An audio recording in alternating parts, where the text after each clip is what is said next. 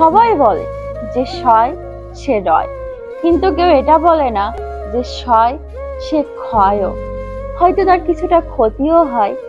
সবাই আপনার সহ্যের বাহবা দেবে, ধৈর্যের কদর করবে, মানিয়ে নেওয়ার জ্ঞান দেবে, নিজেদের সহ্য সীমার গল্প শোনাবে, কিন্তু ভিতরে ভিতরে পুরো ছাই হয়ে যাওয়া আপনাকে কেউ আবিষ্কার করবে না। সবাই আপনার বদলে যাওয়াটা দেখবে, কিন্তু বদল হওয়ার কারণটা খুঁজবে না।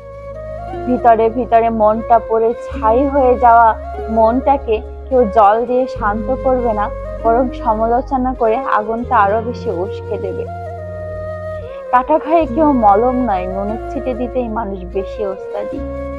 আসলে আপনার সহনশীলতা সবার কাছে এতটাই স্বাভাবিক হয়ে গেছে যে একদিন যদি আপনি সহ্য না করে প্রতিবাদ করেন, তাহলে মুহূর্তেই আপনি ভালো থেকে খারাপ হয়ে যাবেন এবং মুখ চোরা আপনার পরিচয় হবে বদময়, স্বার্থপর, হিংসুটে নামে।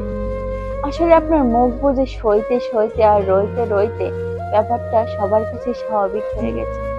তখন যদি আপনি চিৎকার করে গলা ফাটিয়ে নিজের সাথে হওয়া অন্যায়টাকে প্রতিবাদ করেন, কেউ আপনার কথা শুনবে না।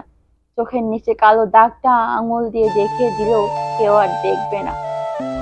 গালে মোটা করে জল শুকিয়ে যাওয়ার দাগটা তখন আর কারো মায়া উদ্রেক করবে না।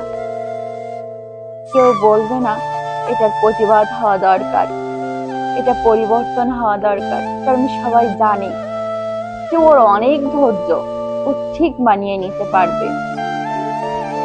তাই ধৈর্য ততক্ষণই রাখুন যতক্ষণ সেটা সীমার মধ্যে